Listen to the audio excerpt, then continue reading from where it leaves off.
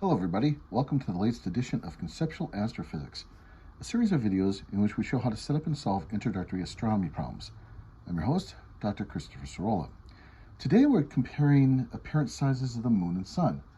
So, interestingly enough, just by cosmic coincidence, if you will, the moon and the sun are approximately the same size across in the sky. Now, that's not a perfect identity, especially because the moon's orbit is highly elliptical, and therefore the moon is larger or smaller across depending on where it is in its orbit. And the Earth's orbit also is a little bit elliptical, and the same is true for the sun. But by and large, they're pretty close to the same size across, which, as an aside, is why eclipses of the sun are so interesting. Sometimes the moon covers up the sun completely, sometimes it doesn't.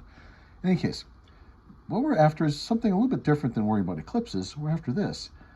Suppose we talk about them as being the same size across and ask, well, they look the same size across, but are they the same size for real? And given how far away they are.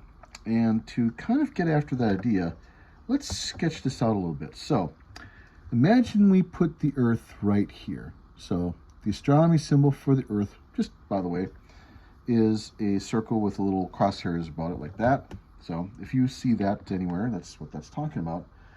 And let's suppose we talk about the angle. Now, angle doesn't tell you by itself how far away something is. It just simply gives you an extent from one side to the other. And let me show it this way. So let's suppose we have the Earth, the Earth is in the center, the moon will be on the left, and the sun will be off to the right. Now, I'm not going to draw this perfectly to scale. That's not how this is going to work by any stretch of the imagination. But let's go ahead and draw this out a little bit. Okay, so we have something like this. And what we're talking about is here. So the angle here and here is the same. Same angle. It's made by the same lines, right? The moon is much closer to the Earth, and so the moon can be imagined to be right there. The sun is much further away from the Earth, and so the sun is here.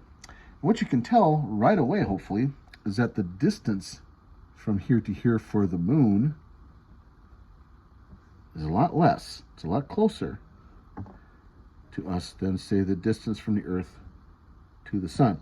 Now again, this is a sketch intended to show the basic idea.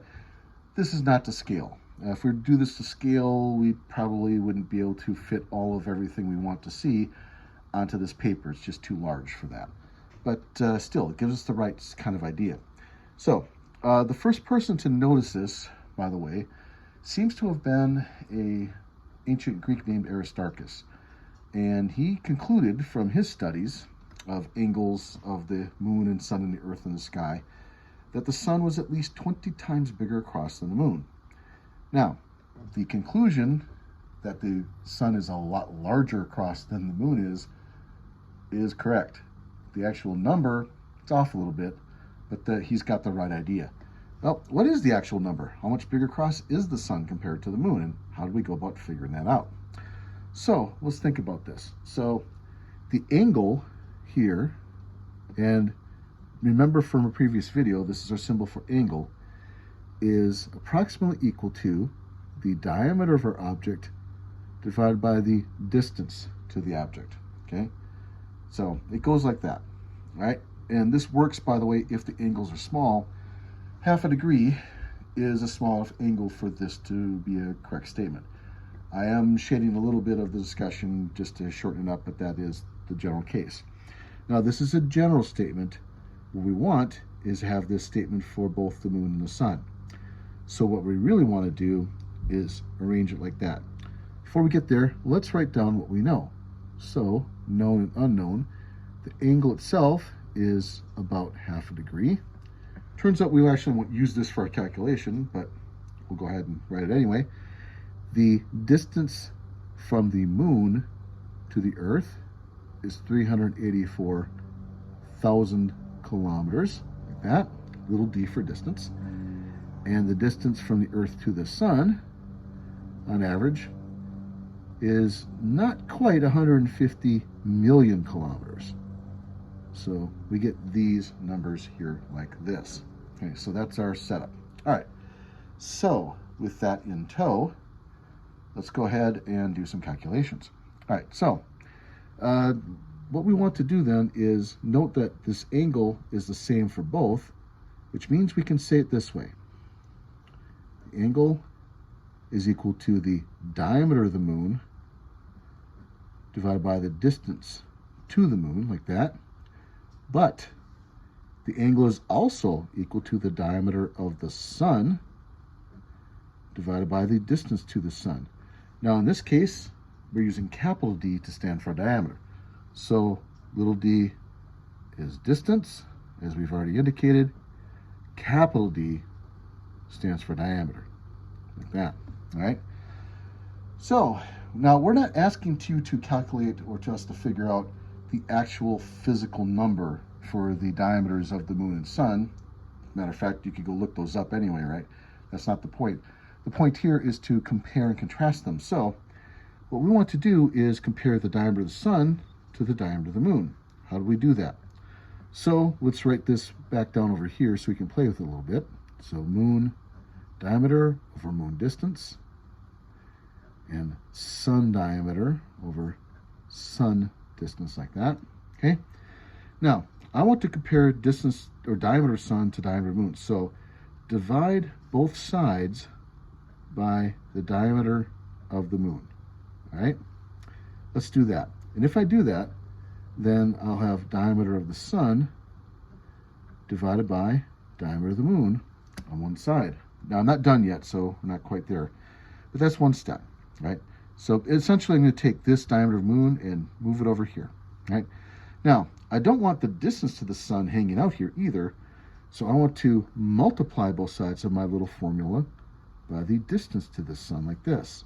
Now notice how I'm doing this, by the way. The entire equation is inside parentheses. So when I do these operations here, when I multiply or divide, I'm doing both sides.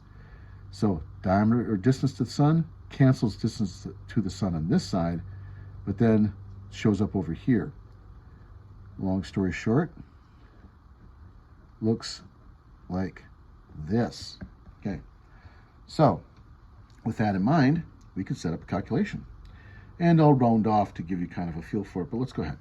So the comparison of the actual diameters of sun versus moon will be the distances to sun versus moon, like this.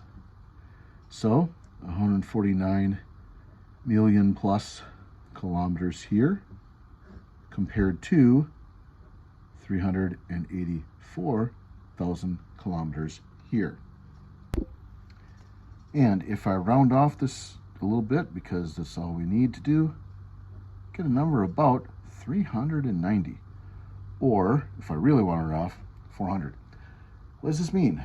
It means that the sun is nearly 400 times bigger across than the moon was. So our old friend Aristarchus is on the right track. He said 20, which is already pretty sizable, but he didn't have the sizes right. This is how we get them. Now, again, to be fair to Aristarchus, he didn't have all the numbers we have, so let's not downgrade what he did. What he did was a perfectly fine achievement. It's very good. But why does that matter? Well, in Aristarchus's day, and of course going forward, one of the questions is, well, if the sun is truly larger than the moon by this amount, whether it's 20 or 400 times, it's still a pretty big factor. Where is the sun in the solar system? Now, if you go back to ancient times, people thought that the Earth was the thing in the center, that everybody orbited the Earth. But the Earth and the moon are a lot smaller than the sun. By the way, if you were to follow this up further, you would determine that the Earth also is a much smaller object than the sun is, and it is. It's over 100 times smaller across than the sun. And if that's the case, shouldn't we be orbiting the sun instead? And that's exactly the conclusion that Aristarchus came to. If the sun is so much bigger than everybody else in the solar system, let's put the sun at the center. And the idea that the moon and the Earth and the planets It all looks like they're going around the Earth, but as a matter of fact, a lot of that is an optical illusion of sorts. We're just standing still, and it's the sun that we orbit. We're the ones doing the moving. It doesn't feel like it, of course, but in fact, we're the ones doing the moving, and so is everybody else. Now, just by interesting coincidence, or to finish it up, the moon is actually orbiting the Earth, right? It turns out that that's a true statement and the ancients did figure that out correctly too.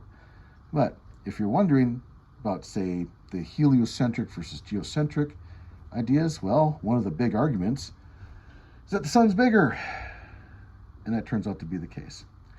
All right. Thank you, everybody, for your attention. This has been Conceptual Astrophysics, a video series to set up and solve introductory astronomy problems.